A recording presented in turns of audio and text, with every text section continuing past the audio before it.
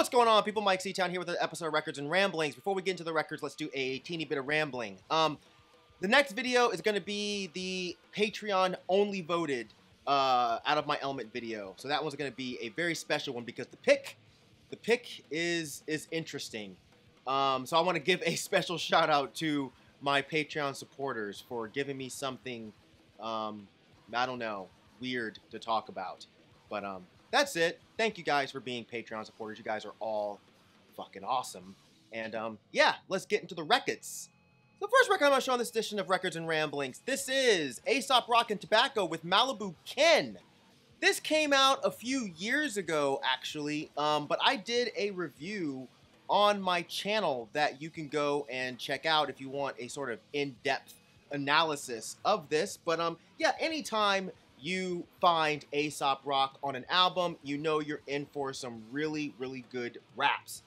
And I first heard him collab with Tobacco on a song called Dirt, which was on one of Tobacco's albums, but it was really good. So I was happy when we got a full collaboration between the two.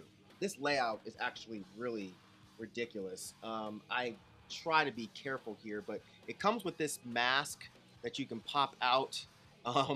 Has the little strap for the mask that you can put on. Has a really nice booklet here. Lyrics are all inside. The record is on this kind of sky blue vinyl. And yeah, I just love the way that they did this. You know, the cutout eyes and mouth and you open it. Yeah, really, really cool stuff. I can't remember who did the art here. Gun Show is the artist. So yeah, good job to him. But yeah, Tobacco gives Aesop some really odd production. Experimental, kind of almost playful sounding at times, but it's all great production. And Aesop, of course, finds his pocket quite easily, as he always does. But if you've never heard this record and you're interested in checking it out, listen to the song Tuesday and the song Dog Years. Yeah, those two songs are very good. Put out by Rhyme Sayers, so this should be fairly easy to still get, but yeah. And the next two records I'm going to show on this edition of Records and Ramblings are by the same artist, one person basically. Hand of Glory. I haven't shown any Hand of Glory stuff on here before. Hand of Glory was the project of Lamb, who unfortunately died January of last year, so rest in peace to him. But yeah, I never met him in person. I did speak to him a few times online, and he was extremely friendly, which I was taken aback by because I'm not usually used to black metal dudes being very nice, and especially like these raw black metal guys who are all elusive and spooky and all that shit. But yeah, he was very, very, very cool. One of the last conversations I had with him was in reference to the Enshroud split that Hand of Glory had done. I was trying to get my hands on one, and he had told me that he would send me a copy, but unfortunately he passed away before that could actually happen. And of course, flipper pieces of shit are throwing them up online at these exorbitant prices, you know. And yeah, it just sucks. It just sucks that people are taking advantage of someone not being with us anymore. So yeah, flippers are absolute fucking trash bags. But hopefully one day I'll get a copy of it. I've been watching and looking for it, but it just hasn't happened yet. But anyways, yeah, this is To Molest the Dreaming. This was put out by Liver Mortis, and yeah, this was a 2015 demo that they put to wax. I was very excited to get a copy of this. Nice little insert here. Records on Black won't bother showing you that.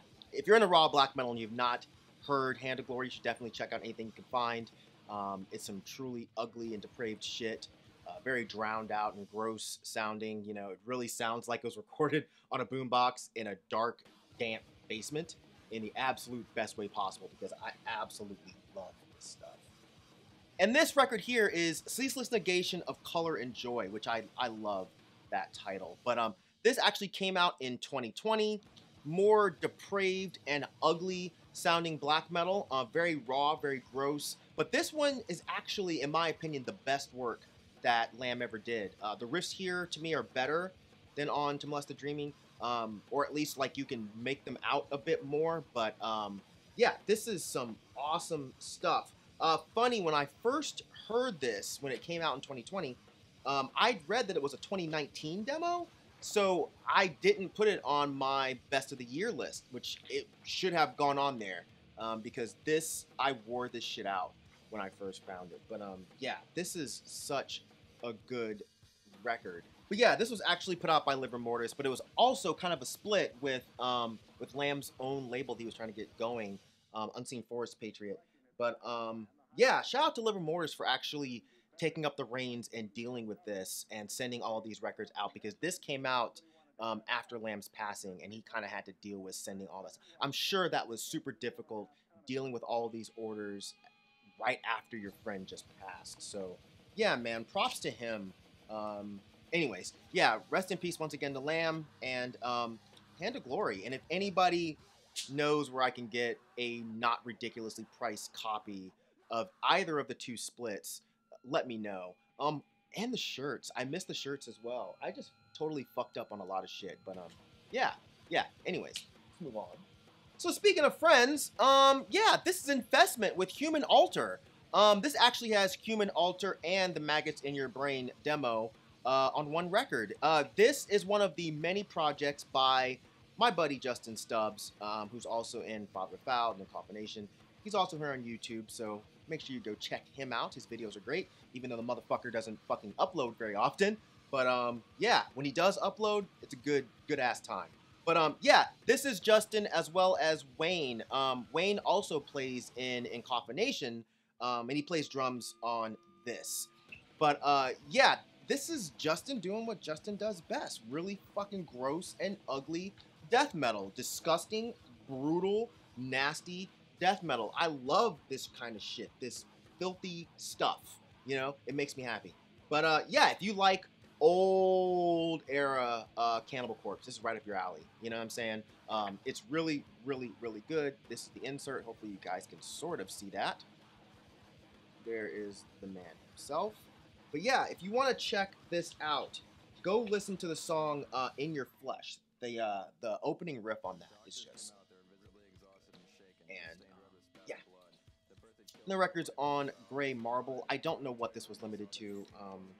I know it was on black as well. Anyways, yeah, I don't know if you can still get this or not, but this was put out by Maggot Stomp, who's actually putting out their full length that comes out in like a month. So keep your eyes open for that. But yeah, moving right along, the next record I'm going to show you, this is Lash Out with Worn Path. And Lash Out was a Norwegian hardcore band from the early 90s that I do not think gets nearly enough attention. This band was absolutely awesome. Super heavy. They had that kind of chunky chug sound, but also some intricate chord work. And their songs, in my opinion, were really, really thought out. I really, really loved this band. The vocals were awesome too. They were very weird, but they fit perfectly with the music. Their album, What Absence Yields, which came out after this, is a superior album, but this one is great as well. But yeah, I really love the lyrics that this guy has. Let me see if I can find something for you. On Spineless, he says, "I keep my bird in a cage because the silence is too silent and heaven is too big. It has no end. I keep my lamb behind a haywire fence because the grass is too green and the fields are so wide awake." This is my kind of shit. It's a lyric sheet here, and there's this nice picture of a tree. I don't really know. Records on Black and Bars showed me that, by the way. I don't know why this band isn't talked about that much. It's almost a crime. I feel like they went very well with all that Hate Thousand stuff that was coming out of Belgium, but and I actually thought they were from Belgium for the longest time. But this band is just so great, and I think you can get the records for super cheap. I think there's copies on Discogs for probably like $10, so you should definitely look into that. Yes, there is a price sticker on there. I was trying to get it off, but it started to tear the cover, so I gave up. I am so glad that record stores stopped doing this stupid ass shit, because, I mean, you seriously deserve to get your penis stomped on with a high heel or a cleat or something when you do that. That's so annoying. Anyways, moving on, because it's not about that. It's not about stomping wieners with cleats. It's about showing records that are awesome, and this record's awesome. All right, the next couple of records came from that big haul of records that was a gift from my buddy Nathan. Shout out to Nathan, you are the best guy. But yeah, this is Nightmare, and this is Give Notice of Nightmare. This is one of the craziest Japanese hardcore albums I've ever heard, and I absolutely love it. It's fast, it's super spastic. I've heard people kind of compare Nightmare to Gauze, and I guess I can kind of see that, but in my opinion, Nightmare is a bit harder than Gauze. I kind of feel like Nightmare would be if you took Gauze and mixed them with Breakdown, the New York Breakdown.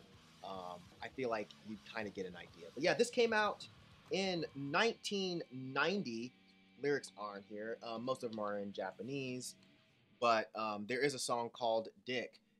You know what? I was going to read it, but I'm probably going to get demonetized. Well, it just says, no, I'm not going to do that. Never mind. Look it up. Look it up. Records on Black won't bother showing you that. But yeah, this is the reissue that was put out by La Familia, and I believe this is Farewell Records. But yeah, this is really, really, really good stuff. So as I said, that record came out in 1990. This one came out in 2019. This is called Thirsty and Wander. Yeah, this was put out by 540 Records, and it's a little bit different in that it's maybe a bit cleaner than the other record, but to me, it's just as good. It sounds right in line with what they were doing, and the fact that they were gone for that many years and they put out a new record, and it's seriously so just fast and ferocious and pissed off and just so good.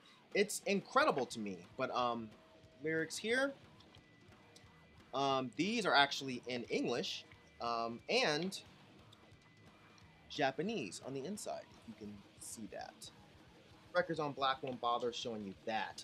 But yeah, I've been in a huge Japanese hardcore kick lately, so a lot of the stuff that Nathan sent me has just been really hitting the spot, and this is no exception. God damn it. You ever have one of those days where you can't get a record into a sleeve, you know? Some annoying shit. I get annoyed by the smallest, most minute, unimportant shit. Like not being able to get a record into a sleeve. That will piss me off more than if someone, like, spit in my face or something. Probably not. I don't know. I am talking out of my ass. Alright, and that's going to do it for this edition of Records and Ramblings. Hopefully you guys enjoyed it. As I said, keep an eye out for the next Out of My Element video. It's going to be kind of fun, I guess, for one of us. And, yeah, that's it. As usual, thank you for living, thank you for loving, thank you for being you, and I'll see you guys next time. Alright? Peace out.